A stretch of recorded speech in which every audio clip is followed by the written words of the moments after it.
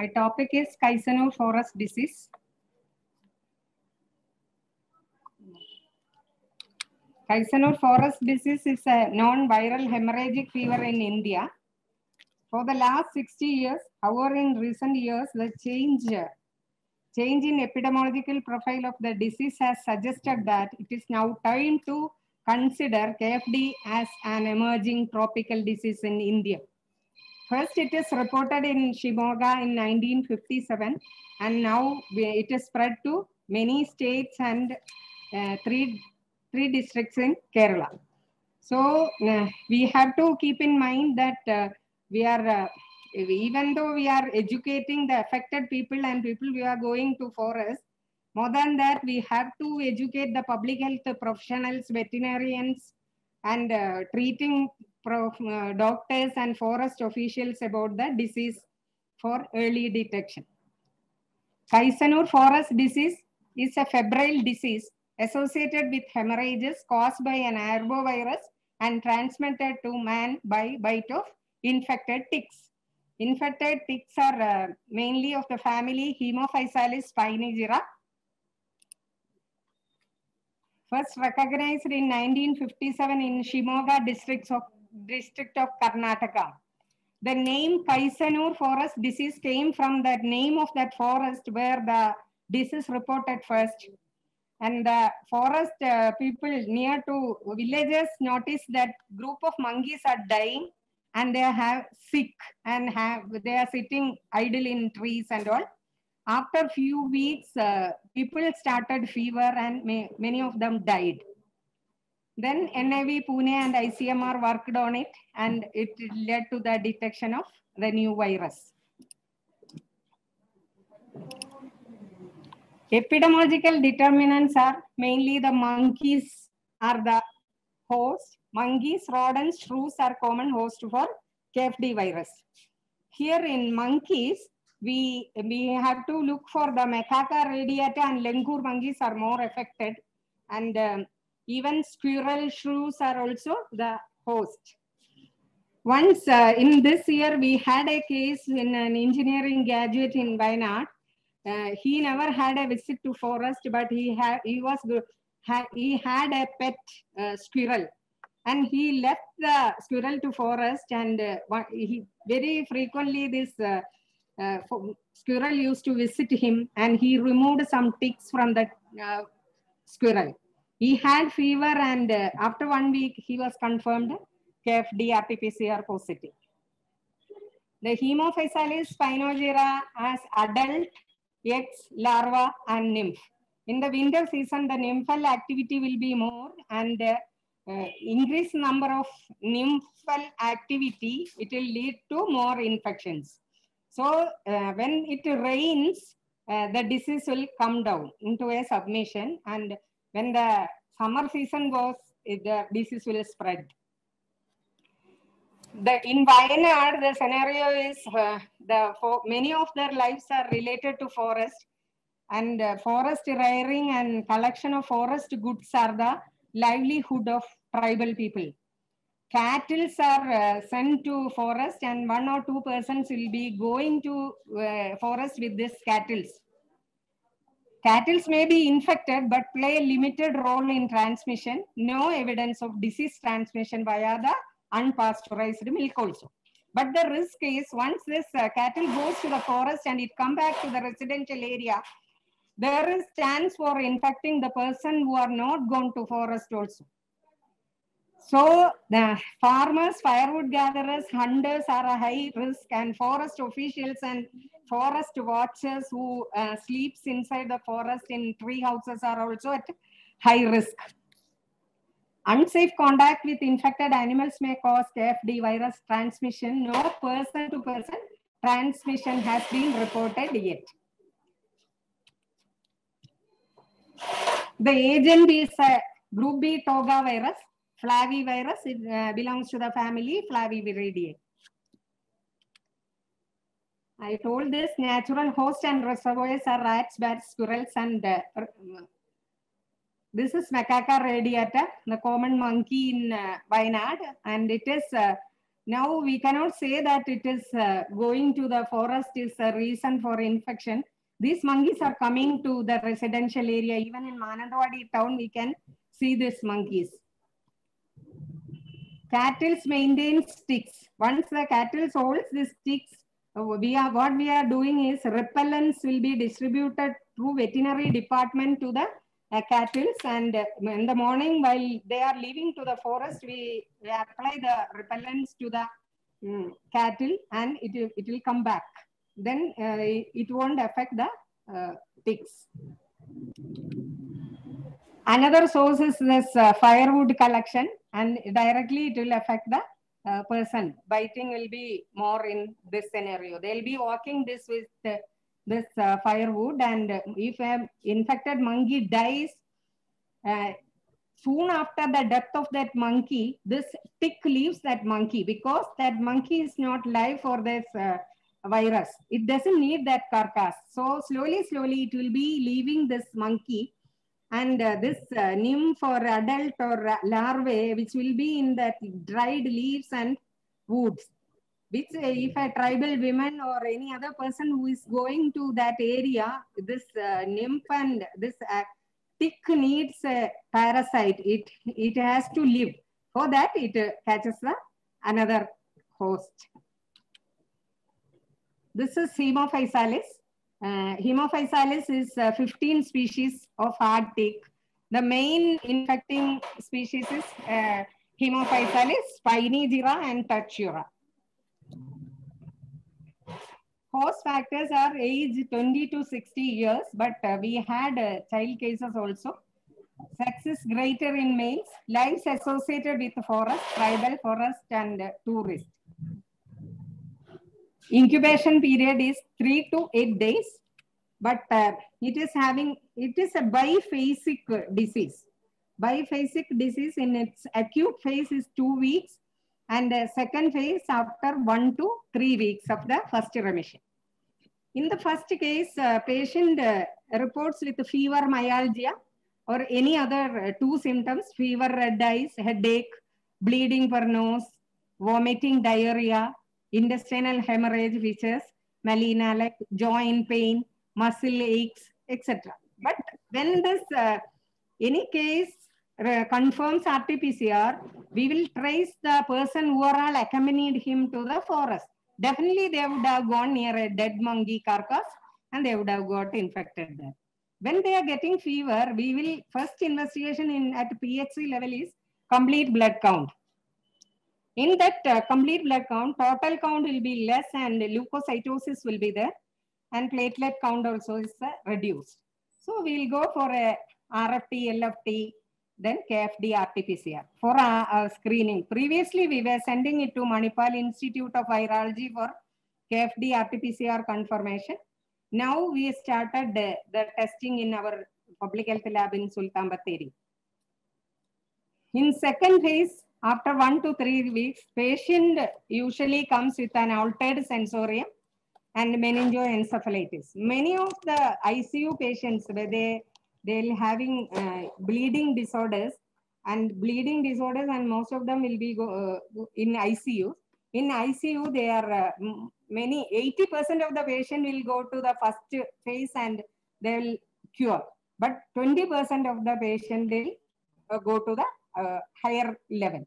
That time, we had some deaths which were due to myocarditis also. Case fatality rate is 5 to 10%.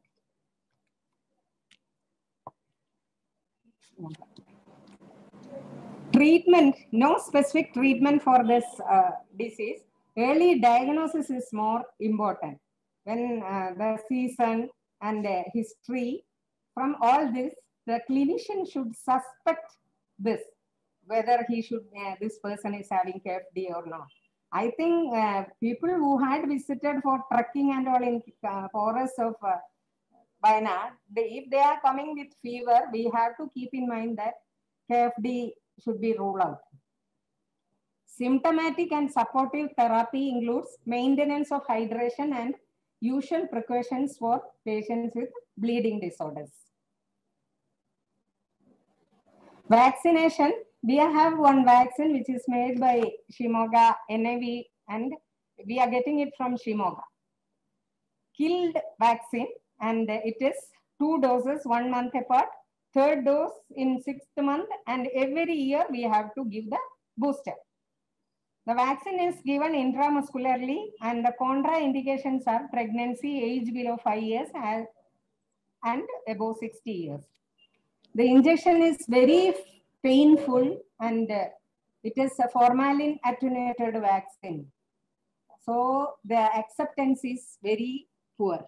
The people who take the first dose, they won't be willing to take the second dose. Control measures, vaccination, health education. Health education to the people living in forest officials, clinicians, about the awareness, and first cases reported. And in every season, each season when the first case reports, we have to inform all the physicians in that area, public and private, about the cases detected. First case in this year is detected. Last but 1 year, I think, before detecting in Shimoga, the first case reported in Wayanad. Surveillance of monkey death is a control measure. In this, if we are getting reported from people or forest that a monkey carcass is found during their forest visit, the rule is we have to look into 2 kilometers surrounding of one monkey death. And if we are finding another monkey death in that 2 kilometers, we have to search for another 2 kilometers. Intersectoral, and after finding this monkey death, we have to inform the forest. They'll be informing us. Veterinary department will come and they'll see whether it is suitable for postmortem. Once we putrefied monkeys, we are not doing the PM for KFD. When there is a suspicion of poisoning and all, that time only we'll be doing for a putrefied monkey. But if the body is fresh and within 24 hours and it's not decayed, we'll do a PM, and visceral organs will be sent to NAV Pune for confirmation. This putrefied monkey, why we are not doing is, RNA virus cannot be detected in a putrefied sample. Intersectoral coordination, including all the 4 departments, tribal, police, forest, LSGD, and health. And we are doing it, and even personal protection, homeo and Ayurveda people are giving their repellents. They are giving that to us, or to when we are keeping a camp in each affected area, they'll come with us and they'll distribute their medicines. Control of ticks. Control of ticks, when there is monkey death or monkey carcass is found, we have to do tick collection from that area. Tick collection is it is coming in another slide, but I'm saying it now. We have to collect the ticks through the flagging method. By using a flag, which is, the cloth is made up of linen, we have to flag it, and after flagging, we have to spread it, and by using a sharp, thin forceps, we have to hold it and put it in a test tube. And after that, we'll send it to NAV Pune for identification and virus isolation.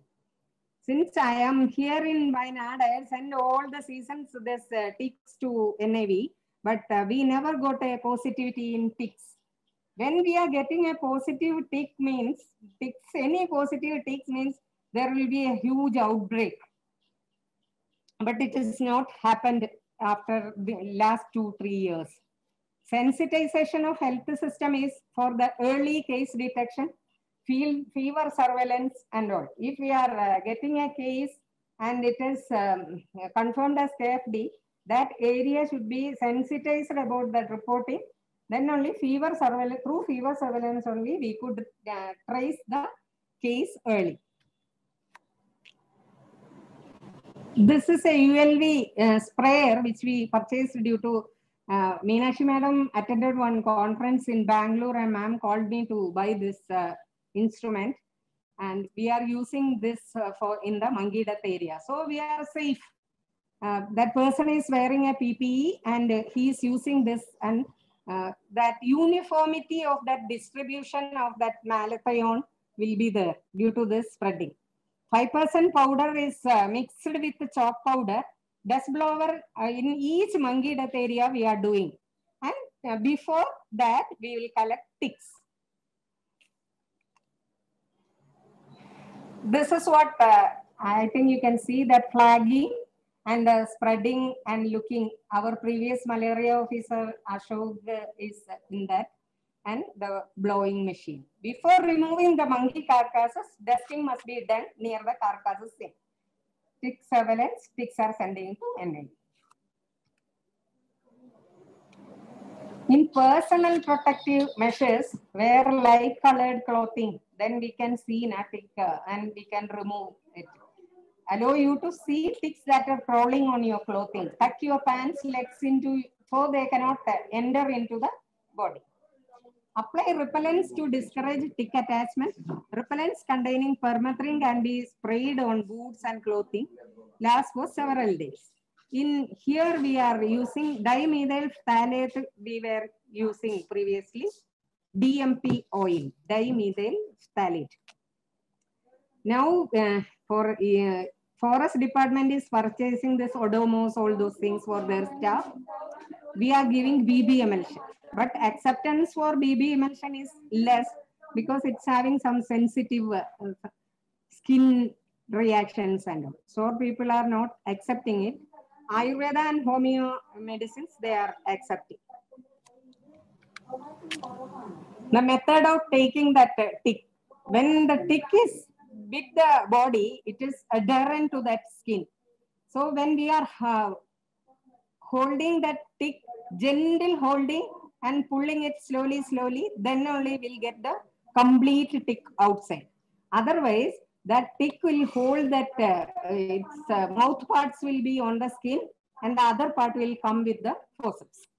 So that itself will give this saliva will be inside our body and that will be containing virus. That is what it is. After removing the tick, thoroughly disinfect the bite site and wash your hands with soap and water. Save the tick for identification in case you become ill.